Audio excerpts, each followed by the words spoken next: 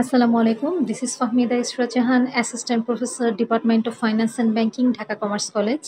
Today I am here to take a class of Investment Banking and Lease Finance for the student of MBS Finance and Banking, Chapter 5, chapter name is Trading, and I am requesting all of you to cooperate with me. The questions that we are going to discuss is number 1, what is trading? Number 2, trading in investment bank. Number 3, what is speculation? Number 4, briefly explain different methods of speculation. Number 5, what is arbitrage? Number 6, what is spatial arbitrage by spatial arbitrage? What is temporal arbitrage? And question number 8 and last one, what is risk management? এবার চ্যাপ্টারের answer discuss করার আগে এই chapter নিয়ে আপনাদের সাথে আমি কিছু কথা বলে নিই। আমরা আমাদের লাস্ট ক্লাসের মধ্য দিয়ে চ্যাপ্টার 4 শেষ করেছিলাম, কর্পোরেট ফাইন্যান্স। আজকে চ্যাপ্টার 5 নিয়ে আমরা কথা বলতে যাচ্ছি। এই চ্যাপ্টারটা খুবই ছোট একটা চ্যাপ্টার। আজকের এক ক্লাসে আমাদের এই চ্যাপ্টার শেষ হয়ে যাবে। এটা হচ্ছে ফুললি থিওরিটিক্যাল চ্যাপ্টার। এই চ্যাপ্টারে কোনো ম্যাথ নাই। আপনাদের বেঙ্গলি ভার্সনে যে বইগুলো আছে ইনভেস্টমেন্ট ব্যাংকিং আর লিজ ফাইন্যান্স, সেখানে দেখবেন এই চ্যাপ্টার নিয়ে ডিসকাস করতে করতে সিলেবাস কন্টেন্ট ছাড়াও call option, put option, forward, Black শোস মডেল, ফিউচার্স, অপশনস এগুলো নিয়ে কথা বলেছে। তো আমার মতে বলাতে লস হয় নেই, এমনিতেও আপনারা ফাইন্যান্সিয়াল ডেরিভেটিভসে কিন্তু বা আইএফএম এ কিন্তু আপনারা এই সাবজেক্টগুলো, এই টপিকগুলো পড়েছেন। তো যেহেতু আপনারা পড়েছেন, সো এগুলো আপনাদের নোন।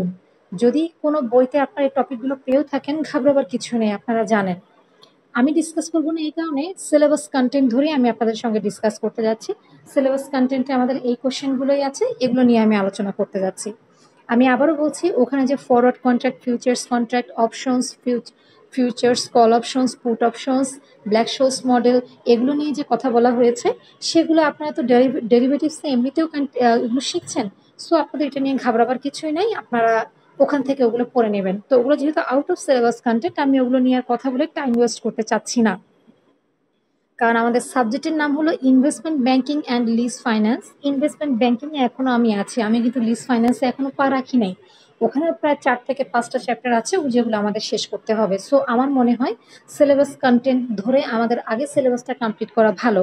এরপরে যদি আমরা সুযোগ পাই, তাহলে অবশ্যই আমরা প্রত্যেকটা চ্যাপ্টার ধরে অ্যাডিশনাল যে টপিকগুলো আছে সেগুলো নিয়ে আমরা কথা বলার চেষ্টা করবো ইনশাল্লাহ। তো আমরা শুরু করতে যাচ্ছি আমাদের আজকের ক্লাস। তো এখানে দেখেন কোয়েশ্চেন নাম্বার 1 ছিল হোয়াট ইজ ট্রেডিং। আমাদের চ্যাপ্টারের নাম যেহেতু ট্রেডিং, অবশ্যই আমাদের জানা উচিত ট্রেড বা ট্রেডিং জিনিসটা কি। মূলত ট্রেড থেকেই এই ট্রেডিং বিষয়টা এসেছে। আপনারা জানেন ট্রেড মানে হচ্ছে বিনিময়, অর্থাৎ কিছু পারচেস করব, তার এগেনস্টে আমি কিছু পে করব। তো দেখেন কি লেখা আছে, in a word we can say that the voluntary exchange of goods or services for money or an equivalent goods or service is called trading. তাহলে ট্রেডিং বিষয়টা কি? মানির অ্যাগেনস্টে কোনো একটা গুডস আমি এক্সচেঞ্জ করলাম, কিংবা একটা গুডসের অ্যাগেনস্টে আর একটা গুডস আমি এক্সচেঞ্জ করলাম, এই বিষয়টাই হচ্ছে ট্রেডিং। বাট ইন মডার্ন ফাইন্যান্সে আমাদের ট্রেড মানেটা কি দেখেন, trade specially refers to trade on securities exchange. বুঝতে পেরেছেন?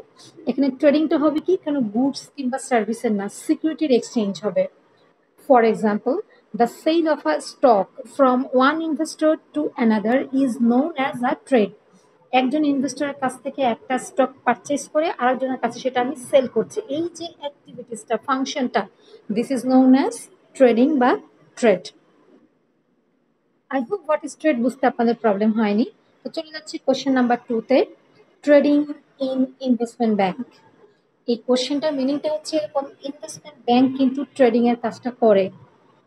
ঠিক আছে, আমরা যে বলি না যে আমরা একটা এসিআই লিমিটেডের স্টক আছে, বেক্সিমকোর স্টক আছে, ঢাকা ব্যাংকের স্টক আছে, এগুলো কিন্তু কোম্পানির যারা স্টাফ আছে বা কোম্পানির ওনার যারা আছে, এরা কিন্তু ডিরেক্টলি গিয়ে স্টক এক্সচেঞ্জে এগুলো ট্রেড করতে পারে না। কোন একটা ইনভেস্টমেন্ট ব্যাংকের হেল্প নিয়ে বা ব্রোকারেজ হাউসের হেল্প নিয়ে তাদেরকে ট্রেডিংগুলো করতে হয়। তো ইনভেস্টমেন্ট ব্যাংক যে ট্রেডগুলো করে, সেই ট্রেডগুলো কত ধরনের করে? তো বেসিক্যালি তারা 2 ধরনের ট্রেডিং অপারেশনটা করে থাকে। তো দেখেন, investment banks generally conduct 2 types of trading operations. Number A, proprietary trading operation. Number 2, institutional trading operations. তো ফার্স্ট অফ অল আমরা জানবো প্রপ্রিয়েটরি ট্রেডিং অপারেশন কি। আমি আগে আপনাদেরকে বুঝিয়ে নিই, তারপরে লাইনটা পড়ে শোনাচ্ছি।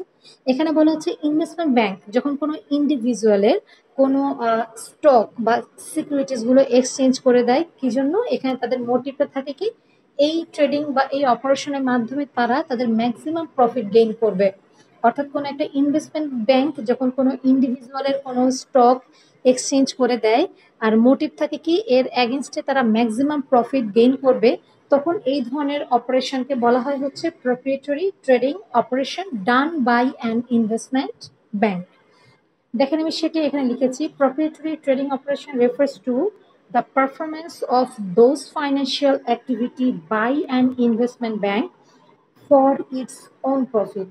তার মানে ইনভেস্টমেন্ট ব্যাংক যত ধরনের পারফর্ম করতে হয় করবে কোন একটা ইন্ডিভিজুয়ালের জন্য, বাট এখানে মোটিভটা হবে কি, to gain it's own profit, নিজেদের প্রফিট গেইন করবে অ্যান্ড দাস কোনো ইন্ডিভিজুয়ালকে তারা ট্রেডিং এ হেল্প করবে। এবার আসেন ইনস্টিটিউশনাল ট্রেডিং অপারেশনস। এখানে বলেছে ইনভেস্টমেন্ট ব্যাংক কোনো একটা ইনস্টিটিউশনের ট্রেডিং এ হেল্প করবে on behalf of a particular institution, তারা ট্রেডিংটা করবে and thus they will provide service to that particular institution, পাশাপাশি তারা কিছুটা প্রফিটও গেইন করবে। তো দেখেন এখানে কি বলেছে, institutional trading operations refers to the trading activities that an investment bank conducts to provide benefits to the institutional account holders। ওদেরকে তো প্রফিট মানে ওদের বেনিফিট প্রোভাইড করার জন্য, কোন একটা ইনস্টিটিউশনকে বেনিফিট প্রোভাইড করার জন্য ইনভেস্টমেন্ট ব্যাংক যখন ট্রেডিং অ্যাক্টিভিটিস ফুলফিল করে থাকে বা কন্ডাক্ট করে থাকে, তখন সেটাকে বলা হয় ইনস্টিটিউশনাল ট্রেডিং অপারেশনস। বাট এটার মানে কিন্তু এই না যে ওরা ফ্রি ফ্রি শুধু সার্ভিসই দিচ্ছে, ডুইং দ্যাট তারা প্রফিট গেইন করবে। বাট প্রথমটাতে হচ্ছে ফার্স্ট প্রায়োরিটি হলো তারা প্রফিট গেইন করবে, প্রফিট গেইন করতে গিয়ে আপনাকে সার্ভিস দিবে ইন্ডিভিজুয়ালকে। আর সেকেন্ডটাতে হচ্ছে ফার্স্ট অফ অল তারা ওই ইনস্টিটিউশনটাকে সার্ভিস প্রোভাইড করবে, বেনিফিট প্রোভাইড করবে, আফটার দ্যাট ওই বেনিফিট প্রোভাইড করতে গিয়ে তারা কিছু প্রফিট গেইন করবে। ঠিক আছে, তো এই ছিল হচ্ছে আমাদের trading in investment bank. Two types of trading done by an investment bank বা conducted by an investment bank. Question number 3, what is speculation?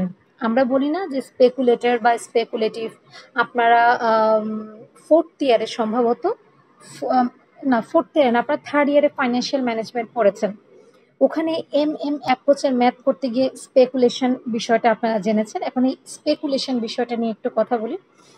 বিষয়টা হচ্ছে স্পেকুলেশন হলো আমি হাই রিস্ক নিয়ে কোনো একটা ইনভেস্টমেন্টে যাব, মোটিভ হচ্ছে সেখান থেকে আমি একটা সিগনিফিক্যান্ট রিটার্ন গেইন করব। কোনো একটা সিগনিফিক্যান্ট রিটার্ন গেইন করার আশায় হাই রিস্ক নিয়ে আমি কোথাও ইনভেস্টমেন্টে গেলাম, এই ধরনের অ্যাক্টিভিটিসটাকে বলা হয় হচ্ছে স্পেকুলেশন।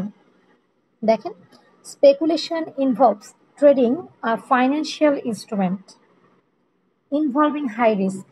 কোনো একটা ফাইন্যান্সিয়াল ইনস্ট্রুমেন্ট ট্রেড করতে গিয়ে সেখানে আমি হাই রিস্ক নিব in expectation of significant return. কিসের আশায় হাই রিস্ক নেব? ওখান থেকে আমি যথেষ্ট হাই মানে সিগনিফিক্যান্ট বা ম্যাক্সিমাম রিটার্ন গেইন করার আমার একটা মোটিভ থাকবে। এই মোটিভ নিয়ে কোনো একটা ফাইন্যান্সিয়াল ট্রানজ্যাকশনে যাব হাই রিস্ক নিয়ে। ঠিক আছে, the motive is to take the maximum advantage from fluctuation in the market.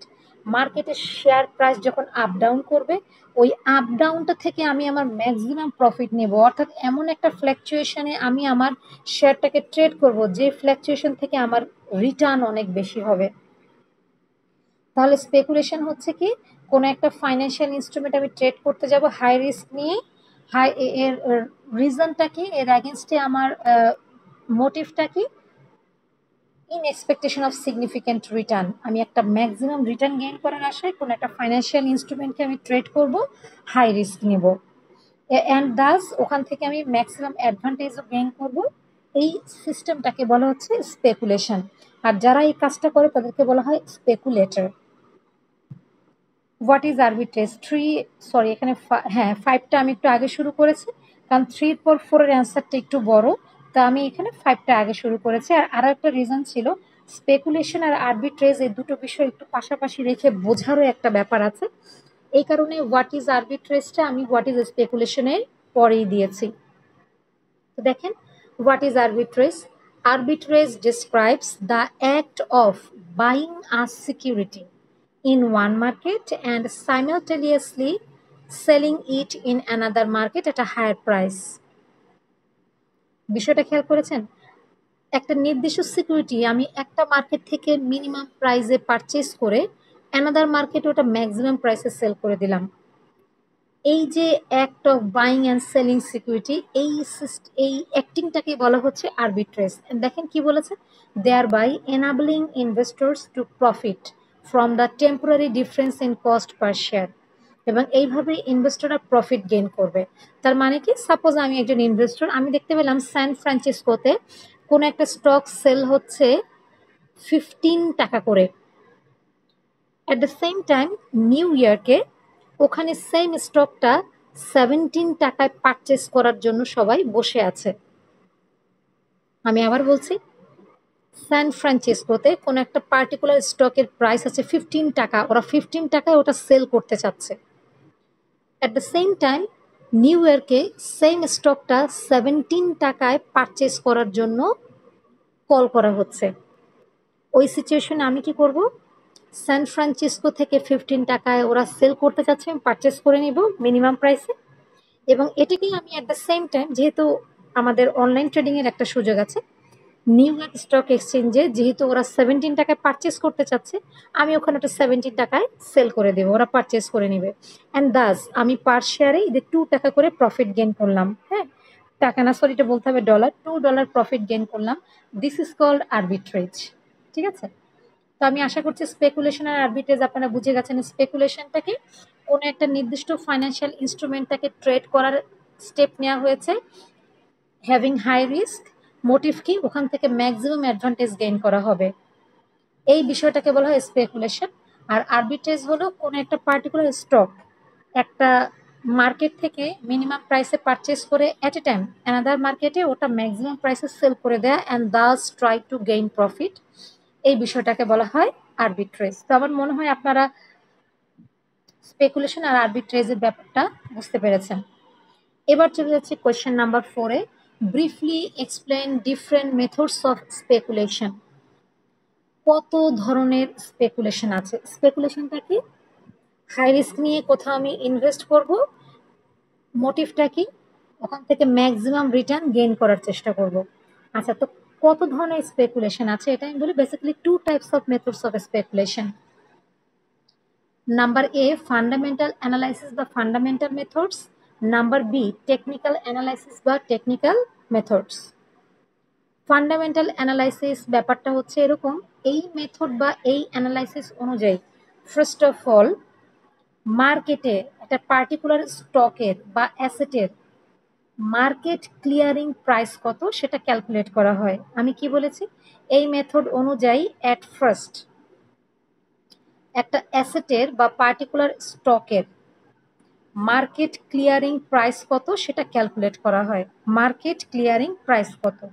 এখন আপনাদের মাথার ভেতর হচ্ছে what is market clearing price. আপনারা বলতে পারেন এটা হচ্ছে ইকুইলিব্রিয়াম প্রাইস, অর্থাৎ যেই প্রাইসে একটা স্টকের ডিমান্ড আছে আবার সেটা সাপ্লাই দেওয়ারও প্ল্যান আছে, এইটাকে বলা হয় ইকুইলিব্রিয়াম প্রাইস বা market clearing price.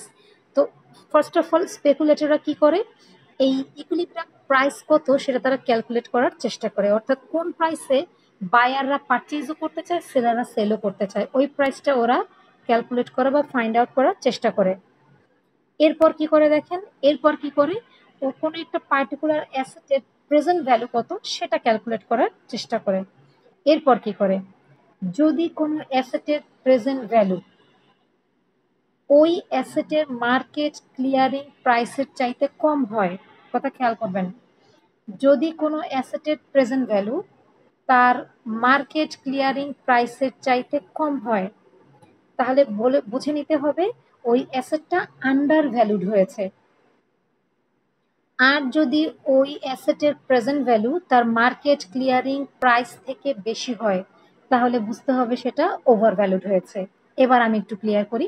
Fundamental analysis বা ফান্ডামেন্টাল মেথডস হচ্ছে স্পেকুলেশনের এমন একটা মেথড যেখানে ফার্স্ট অফ অল স্পেকুলেটররা কোনো একটা পার্টিকুলার অ্যাসেটের মার্কেট ক্লিয়ারিং প্রাইস কত সেটা ক্যালকুলেট করে।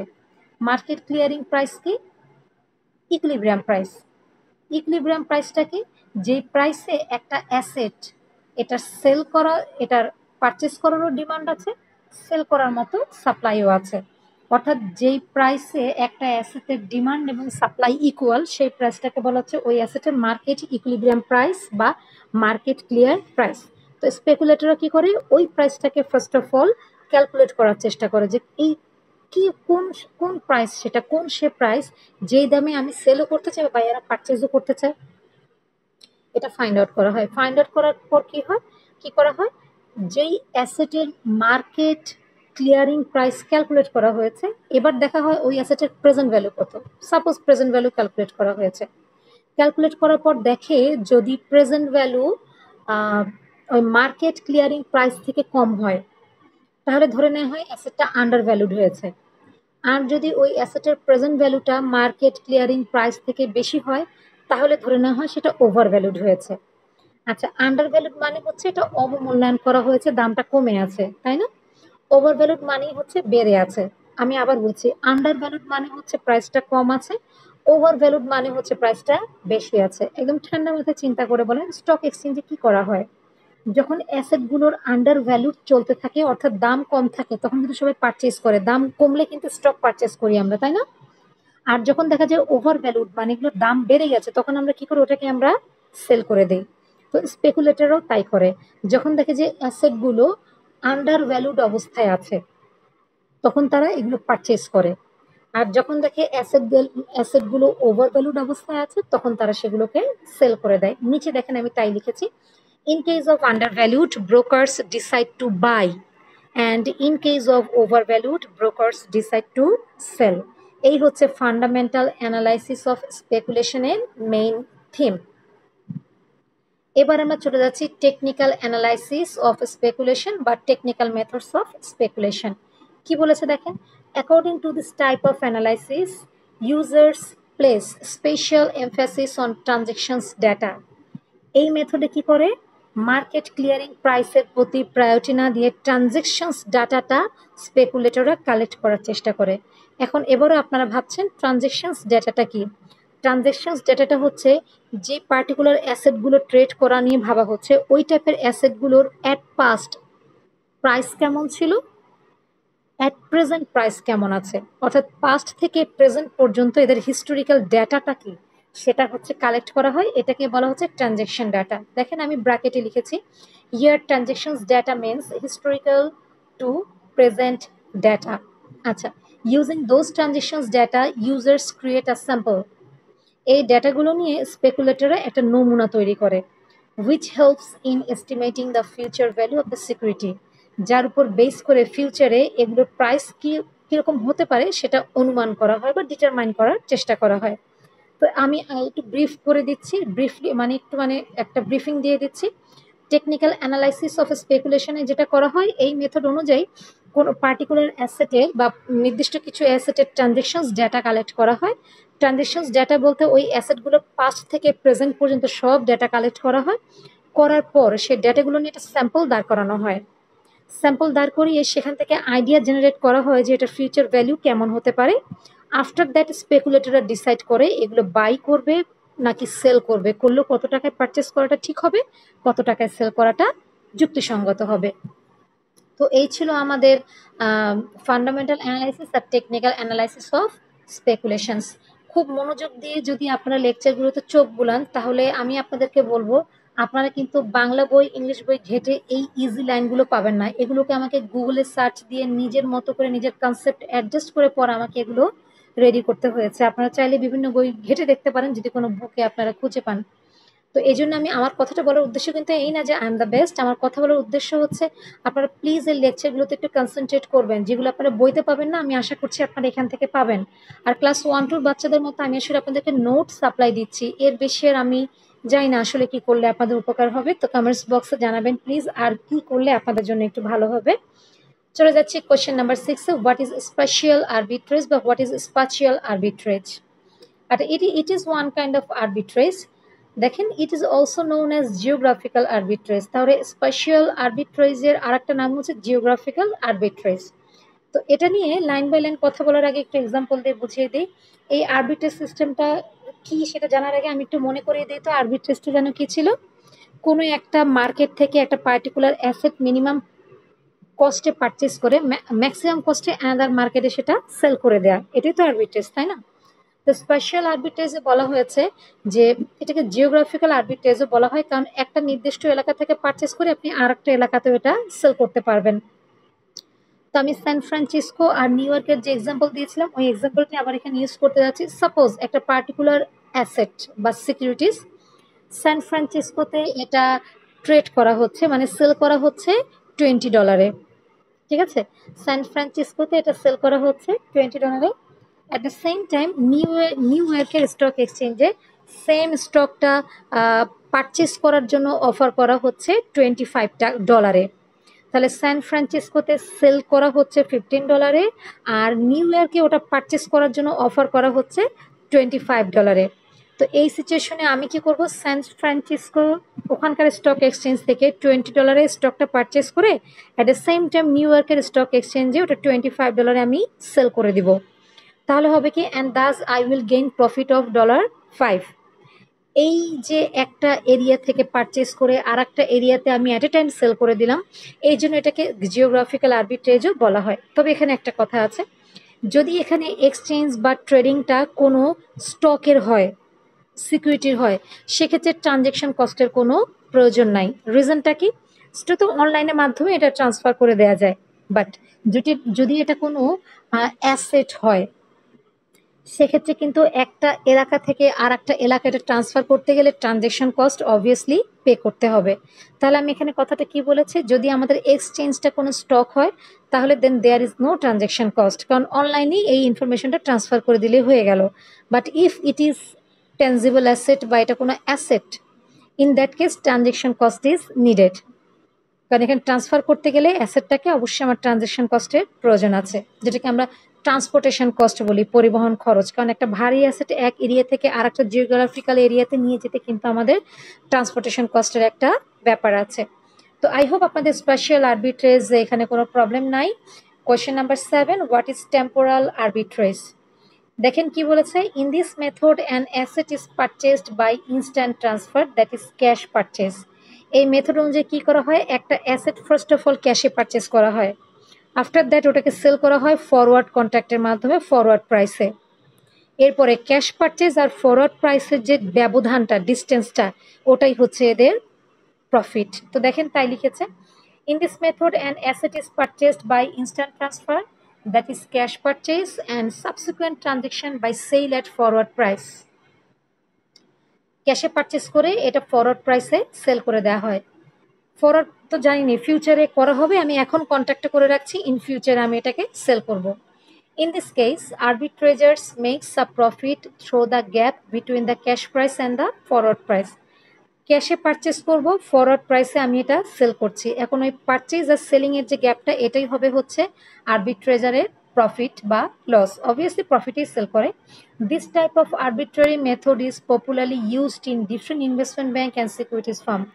এই মেথডটাকেই বিভিন্ন ধরনের ইনভেস্টমেন্ট ব্যাংক এবং বিভিন্ন সিকিউরিটি ফার্মগুলো বেশি লাইক করে। আমাদের চ্যাপ্টারের last question number 8, what is risk management?